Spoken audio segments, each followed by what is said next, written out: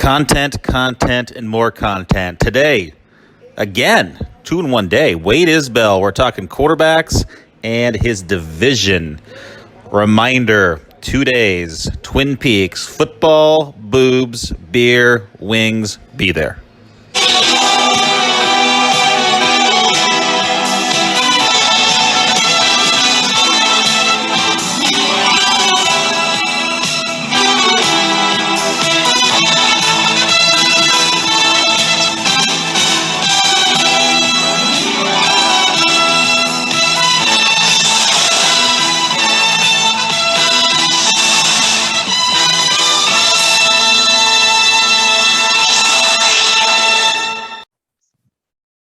Today we are talking quarterbacks. Wade Isbell has been taking some time out of his very busy day. Well, that was your wife's birthday.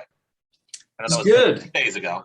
Yeah, it was good. We had a nice little extended weekend, went over to the Oregon coast yesterday and got to spend a little time at the beach before school starts back up tomorrow. So it was good. Does your daughter like school? I have a feeling she does. She does. Yeah. You can kind of get that sense. She's probably personable, likes the teacher, all that fun stuff. Exactly. All right. Well, we're talking quarterbacks. What I asked Wade to do is just kind of rank his, just like we did with running backs and tight ends, we will do with receivers with AJ hopefully here soon, is, Wade kind of gave his 2 cents about who he thought the best quarterbacks rooms were. So, Wade, you want to start from the top or the bottom? Where do you want to go? Let's start from the top. Go to the top because we know who the top is. There's no surprises here. Let me pull it up real quick. Bada bing, bada boom. There it is. Look at that. The power of technology. Look at this. Yeah. So like you said, no surprises there. It's been this way for the last few years, the Mahomes-Lamar connection, featuring Trey Lance. So we'll see if that actually features Trey Lance or not. But there's just Mahomes by himself probably puts himself into that tier, but to have Lamar with that rushing upside, Ian's kind of continues to have this on lock. So I think he's got it securely in his favor. He probably deserves his own division, so that's kind of why I put him there.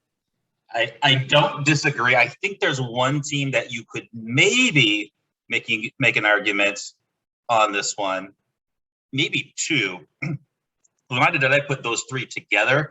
But I would agree that Ian on paper, barring an injury or anything, probably puts up the most points in this position again. All right, so going down to your next two, this is exactly how I had it too. Go for it. What do you got? So we've got Los with Rodgers and Dak, and then we've got Blake with Herbert and Russ. I felt like Los, I'd give him the edge there.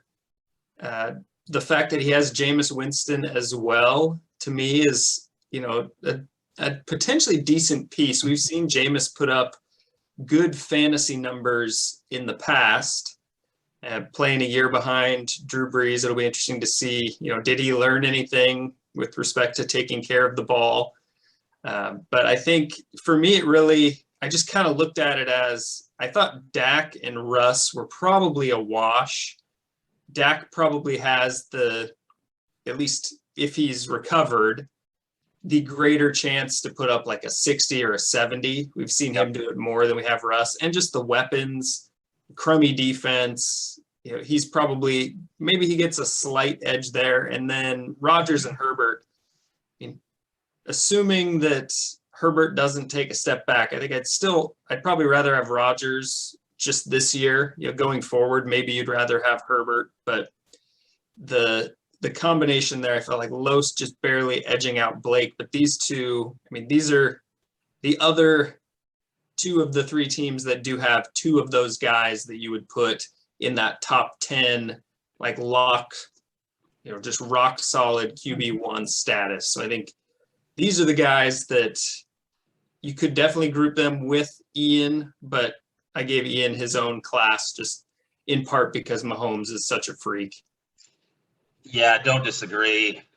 These guys are awesome. You can win a title. These guys are title contenders just because of their quarterback room, because any given week can give you 120. That's definitely in play, and you're not losing those matchups. And Plus, with Herbert and Russ, you get the rushing game. Herbert, you get some rushing touchdowns. And Dak, you may not get that this year, but you always have in the past. And Rodgers, he's Aaron Rodgers, MVP of the league, and he could be again this year. And I always think he plays better when he's pissed off, and he seems another pissed off year again this year. So I agree 100%. These are, I think, by far the three best in the room. And then there's a tier, and a tier which I am in, and a lot of us are in. So go ahead, Wade. What do we got next? Yeah, so this is the group that I thought, these are good quarterback rooms. I wouldn't put any of these guys in necessarily bad shape, but I kind of ranked them by where I see them within this tier. So for me, the fact that Casey has Kyler, Kyler's probably the only guy in this group here who has the ability to challenge Mahomes as QB1. And so for Casey, I thought he's probably top of this tier just based on that alone. Yeah, I probably agree with you there. Yeah, Baker's not great, but he's probably, not going to kill you as a QB2. He'll have some dud weeks where he puts up like a 21 or 22, but I think at the end of the year, he'll probably average something in the 26 to 30 range, which, you can live with if Kyler's throwing up 50s and 60s. Mm-hmm. So I think Casey there. Then I have Jeff. I think Stafford's primed for a big year, being in obviously a much better situation than he's been in years past, with a coordinator that is probably, looking to show what he can do with a, thoroughbred running the offense instead of Jared Goff. And then those are the rumors that Stafford's ready to break out, but yeah, remember guys, it's still Matt Stafford. We've seen the show. I've had him on his team. I think he'll be pretty good there. So pretty good this year though. And then I think Cousins, you're fine with Cousins. He's like the, firmly entrenched in QB2 land. Yep. He's a guy that I don't think you can complain about. I don't really expect anything from Watson this year, even though maybe going forward that turns into a pretty nice keeper value there. And then Garoppolo, it seems like if it's not injuries, it will be, the desire to see what the offense can look like with someone who's a little more dynamic. So I think his window is a little bit limited there, but I just think the upside for Stafford in that Rams offense, kind of maybe edged out your guys a little bit. I do like you next with Matt Ryan. Matt Ryan's that just sort of, consistently underappreciated, but very solid performer, because he's got, decent pass catching options to, potentially good pass catching options if Pitts is what they want him to be. If Pitts. What the hell are you talking about, man? If? Get out of here with that shit. But then he also benefits from having, for the longest time, no run game and a really bad defense. So and you're indoors. He's the classic. You're sitting at like 16, 17, 18 points through three quarters, and you're just kind of like, ugh. And then at the end of the game, he's got a 38 or a 39. You're like, I'll take it. And so I think, he's a solid option for you. I think Derek Carr is probably maybe a slight step down from Cousins. Yeah, I'd say so. I mean, he's okay. He's the guy. And then the wild card is obviously Mac Jones. Is he just going to be the game manager type, or is he going to be in a situation where, they need to be in a shootout with Buffalo, with Miami? And if that's the case, what kind of numbers is he putting up in those matchups? So he's the guy that, I could see anything from you can't start the guy, he's too inconsistent, to like a really solid QB2 type option for you to be able to throw in there if Carr's kind of putting up duds or something like that. I'd probably lean towards more game manager, at least for the first part of the year, and we'll see after that. I mean, I liked him, but I didn't like him. I don't think, he's not going to get you any rushing yards. The weapons in New England are better, but they're still kind of meh. And I think they're going to run the ball a ton. So he's going to be a bye week stopgap and hopefully a decent keeper for next year. Fingers crossed. Yeah, and then Musa, I mean, you could make a case Musa deserves to be higher up because Brady, especially in the preseason, there was the game he played the day we did the draft. I just remember watching the highlights, and he was just like zipping it around the field, like to Brown, to Godwin, to Evans. And I mean, if you said he's 43, 44 years old, like you wouldn't believe it. It looked like it was Brady in his prime. Fitz, similar. I mean, it's sort of I think I gave Musa like the senior citizen discount here and moved it down a little bit, just out of fear that at some point, if one of those guys were to fall, it's never like the subtle decline down the hill. It's off a cliff. And so if that happens, Yeah. I had Daniel Jones last year, and Daniel Jones was arguably the worst starting quarterback in the SKFL. He was terrible. He had a stretch for me of 4 or 5 games, and I think it was like weeks 2 through 5, which is not when you want one of your quarterbacks to be putting up duds, but it was like multiple games in the teens, low 20s, just a dumpster fire of a performance week after week. And I think the 1 week he broke free of that, he had that 80-yard run that should have been a touchdown, but classic moment. Got tripped up by the turf monster. And it's like, that was his season in a nutshell. Like nothing but the end zone in front of you, and he can't even just waltz in. He got so excited, he went ass over tea kettle at the 15-yard line. Yeah, and so for me, I think, Musa, if Brady and Fitz do what a lot of the analysts think they will do, then you could definitely make a case that he should be up near the top of this tier. But I just, a few too many concerns, just based on the age and the fact that I'm so down on Daniel Jones. I probably penalized him for that after having him last year. Well, Fitz never is a 16 game guy. He's kind of a 4 games, got hurt, kind of missing a few. He's back, looks like shit, then he's good, and then he's out again. So it's hard to count on him, although I've always kind of liked him. Yeah, well, and I kind of wonder with, Washington having probably one of the better defenses in the NFL, Antonio Gibson, another year in the league. So, the ability to run the ball, play good defense. Fitz is going to need to take care of the ball. Otherwise, that's probably going to frustrate the coaching staff. And that's been, a struggle for him over the years. I don't think he's ever been in a situation where just kind of managing the game has been all you really needed to do. And so we'll see kind of maybe how that goes throughout the course of the year, if that becomes a problem.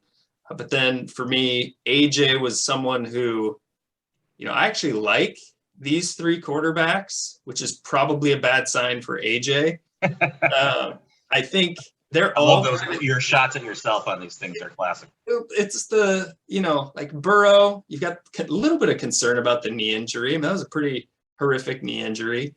Tua is not too far removed from having a pretty serious injury. And Darnold's another guy who's never gone 16 games. So it just feels like there's questions there. There's questions. Yeah, but with each one of these guys, you kind of think, who is this quarterback throwing to? And you really like the pass catchers. Like each one of these guys is in a really good situation for people that they can just, basically like dump the ball off to and, let them do the rest of the work and basically create whammies out of screen passes or something like that. And so I think for sure there's a lot of upside here with AJ to where, he could be buoyed towards the top of the list as well. But the fact that each one of these guys has those question marks kind of hunkered him in down towards the bottom here. And then with Yusuf, Tannehill's been great. He's another one of those underappreciated guys. But I don't know what to expect from Zach Wilson. Don't expect much. Yeah, it's, for at me. least early. Yeah, when looking at him, he's kind of like the forgotten rookie, the one that doesn't seem to be talked about quite as much. There's a lot of hype on Fields and Lance. People have been talking about Mac Jones and what he could be in the Belichick offense. And then there's just Zach Wilson, who they say has crazy arm talent, but he's with the Jets. And that just, when was the last time that the Jets had a really solid fantasy quarterback? I think you'd have to go back quite a while to find one. And maybe then Chad Pennington. Yeah. Well, and then Teddy Bridgewater. So you got to me, one of the problems Yusuf could have is Wilson might have some upside just from a big play standpoint, the arm strength. I think towards the end of the year, Elijah Moore is a really intriguing guy to watch in the fantasy world. And so you've got, potentially this upside of Wilson, but then this sort of, Bridgewater probably sets a floor that you could live with. He's someone who's probably going to finish 250 and 2 touchdowns like week in and week out. And so for me, it's kind of that, what do you do here? And just feels like one of those situations where you can't win. You're going to pick the wrong guy week after week and chase points. And so to me, I felt like that kind of lumped Yusuf in at the bottom of this group here. Yeah, I'm not going to disagree with that. Tannehill's been a stud, but the major question marks on the other two. Although in Teddy's defense, he was pretty solid for me last year. Never great though. And he would let you down kind of in the big moments. But he's got some weapons out there in Denver. And last and least, a little self-evaluation here, Wade. Go for it. Yeah, so I put me in this next group, and I think we all have something in common within this bottom tier here, where there is sort of a scenario you could envision where it's not as bad as it looks, but you're kind of, you're not just hoping, you're sort of praying that it happens. It's maybe not one of those situations where it's more likely than not. It's probably a bit of a long shot. I put me at the top just because I have Josh Allen. I think we all know, obviously, what he did last year and what he can do. He's almost one of those quarterbacks that you would build in the old video games, like 6'5", 250, fast, rocket arm. And like some of the plays he makes, it looks like you're playing a video game out there with him. And then Carson Wentz, it doesn't help that he had the foot injury. It's already been on the COVID list. He was weeks 1 through 12 last year, I think, like QB 15 in our league, which isn't terrible. And probably you would think it was worse with the fact that he got benched week 13. But there's sort of the hope that maybe he rekindles some of the magic that he had with Frank Reich, and they can kind of turn that around. You saw what Rivers did last year. He was serviceable. And so decent buy low. Yeah, there's hope there. I don't have a third yet. And one of the concerns is with Wentz and his injury history. I'm going to be rolling out like Gabe Davis as the 6th wide receiver and just kind of hoping for whammies or something like that. And then I had Randy. I like Hurts just fine as a fantasy quarterback. I don't really like him as an NFL quarterback, but someone who, with the rushing yards and the fact that they could be playing from behind as well. Yeah, could be in a situation where he can put up quite a few points. Trevor Lawrence. He's got 3 guys who are going to be playing from behind. Yeah, well, and Lawrence, there's just, I think a lot of us in this league are concerned about whether Urban Meyer is going to be able to make it work. And so for me, I just don't see it, at least not this year. And so that didn't really appeal to me. I think Goff playing from behind, yes. Bad defense, yes. But who's he going to throw to? I just don't. He may have some Tyrell Williams games where they connect for a whammy and he puts up, 40 or something like that. But I just don't think it's a guy that you want to be relying on when he put up duds in an offense that had Cooper Kupp, Robert Woods, and Todd Gurley. I mean, that's, to me, Sounds like you're saying that Ian should have kept a certain Baltimore tight end and not kept TJ Hawkinson. I think that's what you're underlying saying here. It's kind of a big FU to Ian. Ian, Wade's on to you, buddy. Yeah, I would have taken either one of those tight ends. So not too picky there.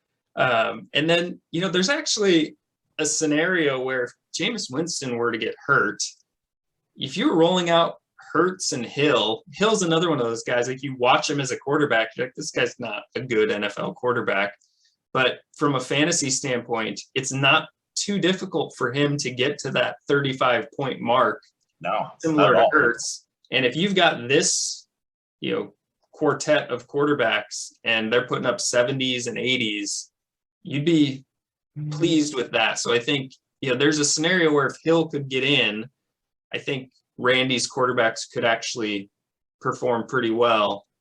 And then we get Kinney, who, Big Ben was probably, when I looked at it, better from a fantasy standpoint than I realized last year. I just assumed he was kind of, mid to late teens, 20 sort of range, but I think he was closer to 10. So he's someone that, again, if he doesn't fall off the cliff, you'd probably be fine starting him as one of your quarterbacks. But then there's these, the Fields, Dalton question marks. At some point, if he's having to start Dalton, which it seems like he will, because for whatever reason, Matt Nagy promised him the job, he's going to have... Always a good coaching move when you promise exactly. Dalton the job when you draft a guy in the first round. Right. Like, brilliant. Who cares about competition?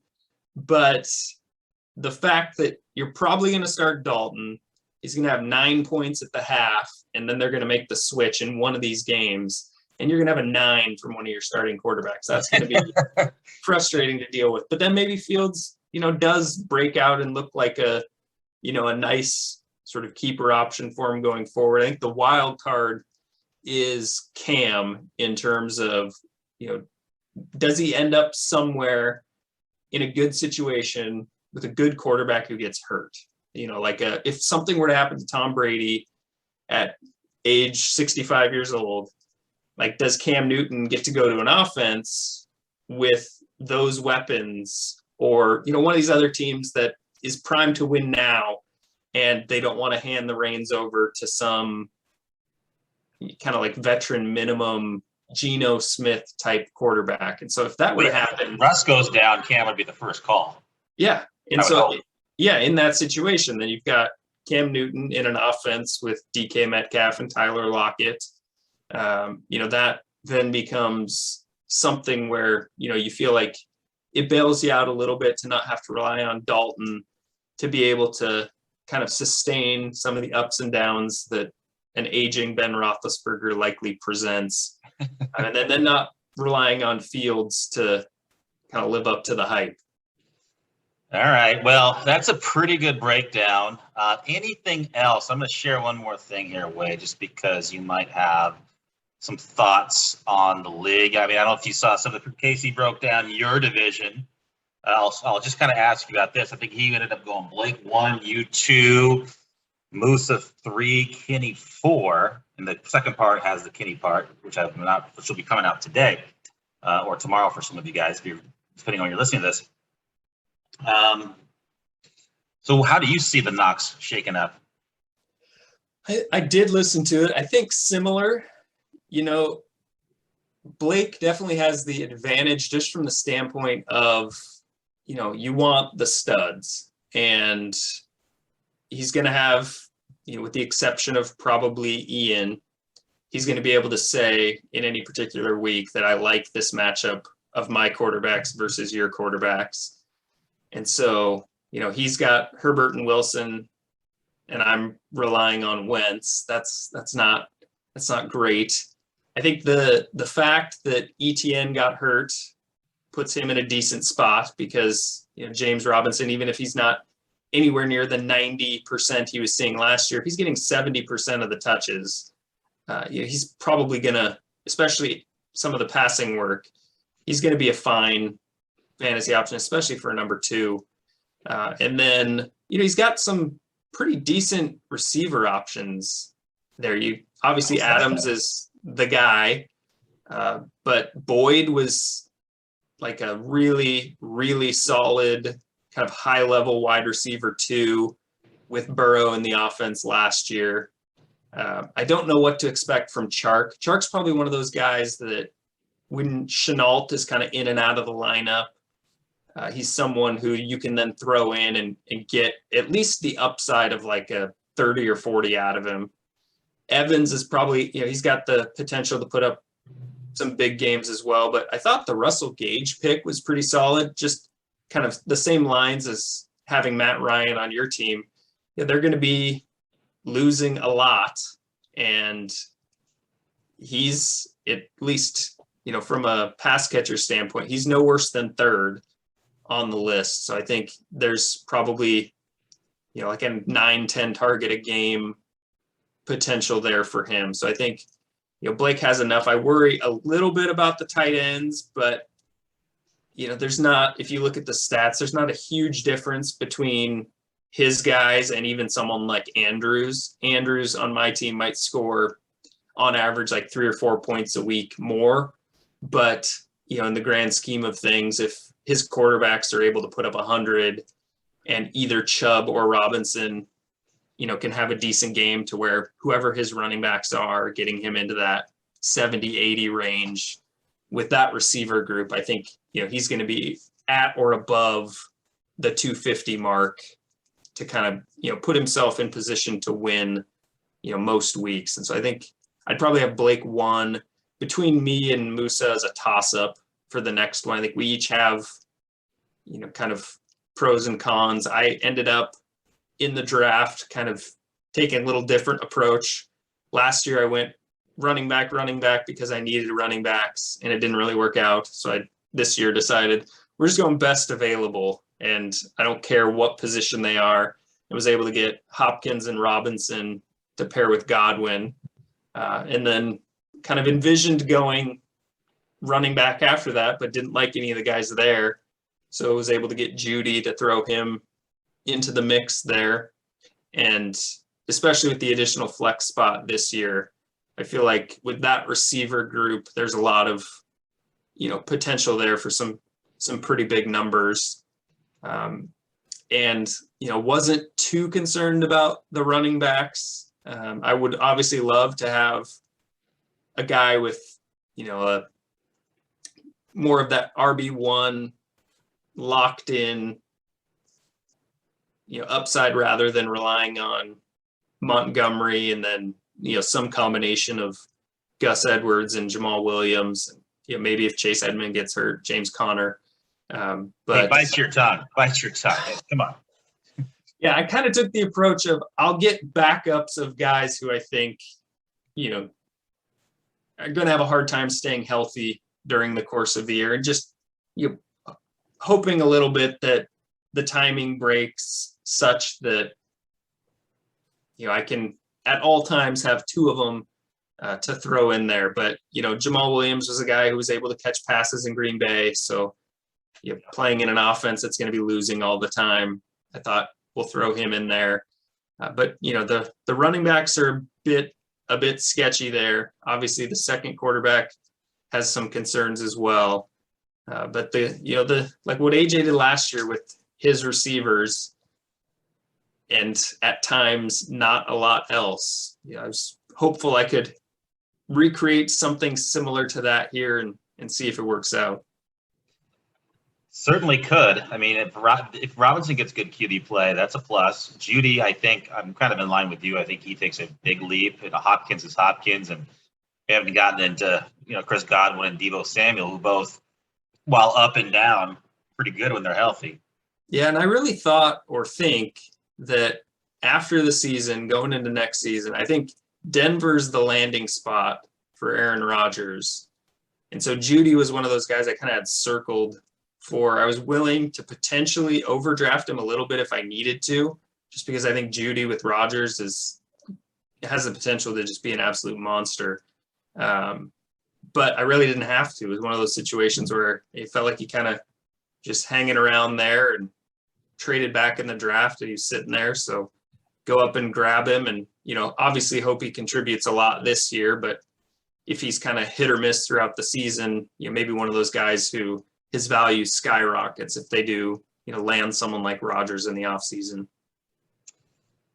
Well, I got to wrap it up here. I'm about to kind of get some dinner going here, but rest of your looks like Musa 3 and probably Kenny 4 in the Knox.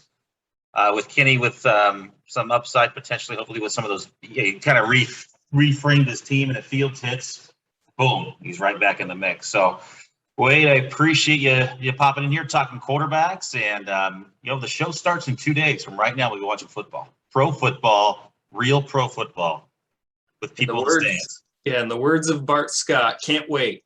All right, man. Well, have a great rest of your night. We'll talk to you soon. You too. Thanks, buddy.